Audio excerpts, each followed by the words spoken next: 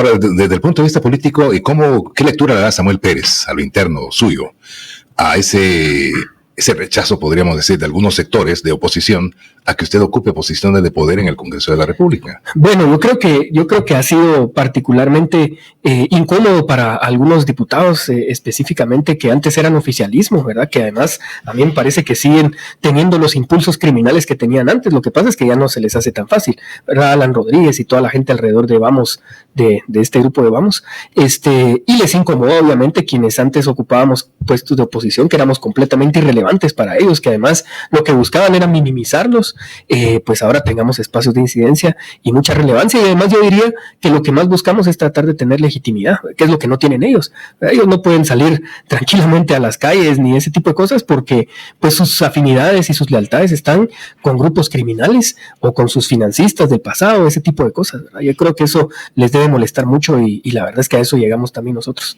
Usted lo mencionaba al principio de la entrevista, por ejemplo, que se ha logrado mucho en el Congreso de la República en 100 días, y lo que generó bastante expectativa y por qué no decirlo esperanza de muchos guatemaltecos que esperamos cambios profundos que se tendrán que ir dando paulatinamente, fue esa alianza oficialista que hubo en el Congreso de la República. Lastimosamente hemos visto cómo con el paso de los tiempos, ya en el mes de abril, pues los acuerdos de gobernabilidad y agenda legislativa se han venido diluyendo. ¿Qué ha ocurrido, diputado Pérez? Sí, yo en realidad no diría que se han ido diluyendo. Lo que pasa es que creo que todavía no estamos acostumbrados a entender qué implica tener un Congreso democrático, ¿verdad? Y para mí, digamos, hay que hacer la comparación entre cómo antes los congresos del pasado no solo se manejaban a través de corrupción, sino que además tenían una esencia más autoritaria. ¿Y a qué me refiero con esto, verdad? Cuando hay un congreso que se maneja tanto con corrupción como con autoritarismo, pues es mucho más eficaz en el tiempo, no porque no necesita mayor consenso, lo único que necesitan es llegarle al precio a ciertos diputados, y eso es mucho más rápido. Entonces solo dicen, bueno, necesitamos, qué sé yo,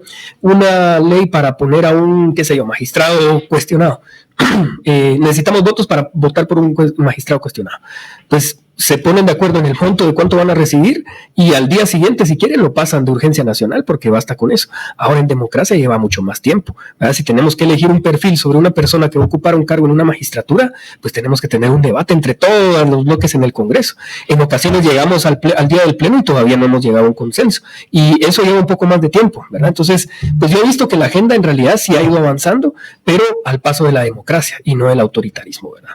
¿Qué le hizo dar un paso al costado en esta elección de representante ante la Junta Monetaria, que sorprendió a muchos? Bueno, en realidad habíamos identificado una tendencia muy clara de parte de la Corte de Constitucionalidad, que cualquier cosa, cualquier espacio que nosotros intentáramos ocupar, la Corte nos lo iba a tumbar, teniendo o no la razón, ¿verdad? Y nosotros queríamos evitar otro desgaste para el Congreso y para nuestra bancada y para el gobierno en general, intentando ir a dar una batalla que sabíamos que de entrada estaba ya perdida.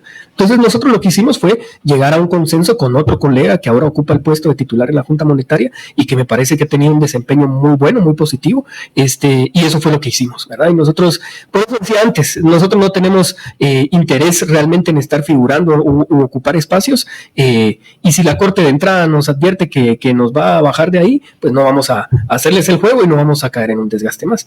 Ahora, ¿cómo se puede hacer, por ejemplo, en un organismo tan importante como el legislativo, sabiendo y siendo como es, que cualquier decisión que no le parezca a quienes integran la CC puede ser echada por la borda? Bueno, en realidad los modelos de autoridades constitucionales siempre están pensados para conservar cierto régimen, ¿verdad? Que fue el que los crea, ¿verdad? Y aquí hay un régimen pasado, hay un régimen muy, digamos, conservador en el sentido de que se resiste a los cambios que el pueblo de Guatemala demandó en las urnas, y al final de cuentas eso es lo que está haciendo la Corte, ¿verdad? Está tratando de preservar un régimen.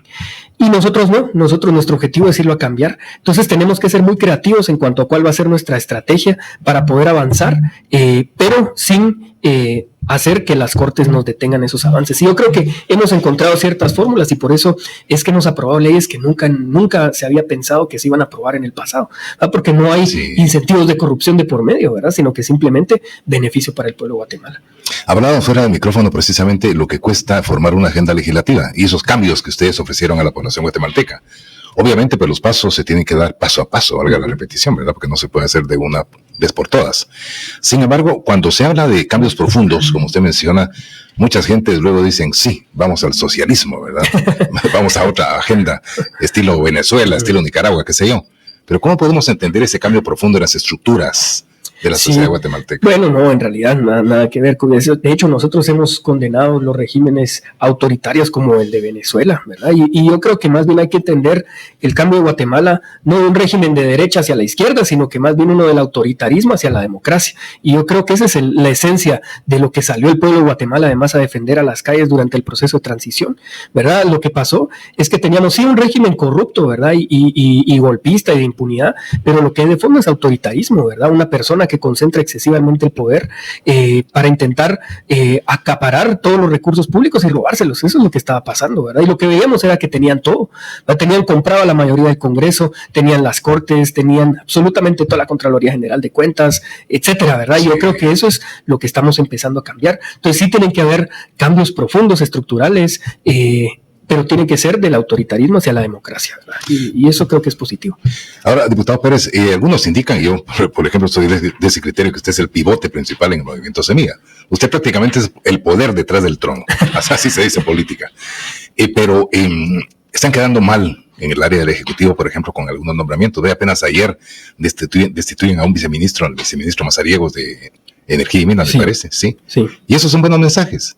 Pero las hordas, las cúpulas de la corrupción permanecen intactas en la estructura del Ejecutivo. Incluso se cuestiona que ustedes no tenían los cuadros necesarios para asumir el Ejecutivo. En un caso particular, por ejemplo, la ministra de Comunicaciones, que eso ya estuvo en un anterior gobierno y que pues tiene poca ejecución y aparte pues tiene más presencia mediática que activa en su ministerio. Y así le podría mencionar lo que sucedió en el Ministerio de Ambiente, por ejemplo.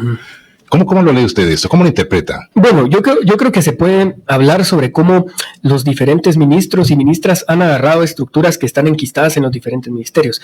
El caso de Comunicaciones es particular, ¿verdad? Porque ahí hay, digamos, redes metidas dentro del ministerio que incluso están blindadas, ¿verdad? Porque fueron contratadas anómalamente y ahorita es difícil sacarlas por ley, ¿verdad? No es que no haya voluntad de hacerlo, pero el Ministerio de Comunicaciones tiene intereses metidos del narcotráfico, del crimen organizado, de constructores del pasado, de diputados, de exministros, de exfinancistas de partidos, incluso de expresidentes, ¿verdad? Yo creo que ahí la limpia no es una cosa fácil. Entonces, en realidad hay varios ministerios que lo que están teniendo ahorita es un proceso de limpieza interna. Comunicaciones es uno de esos, mientras en paralelo van dando ciertos resultados, ¿verdad? Porque Comunicaciones también ha estado inaugurando algunas obras que estaban completamente detenidas por años, pero como no había incentivos de corrupción, no las estaban construyendo. Entonces, ahorita ya está dando algunos.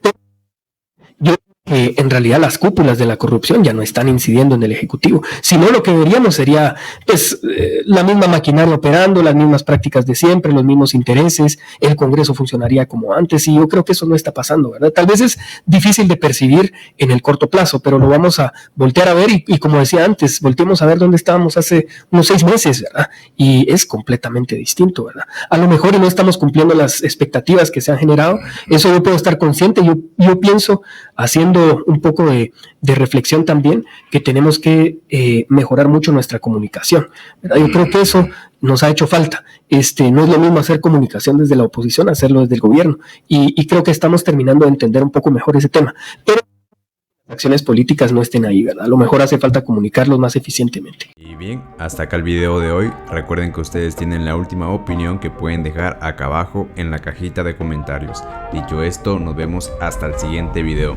Adiós.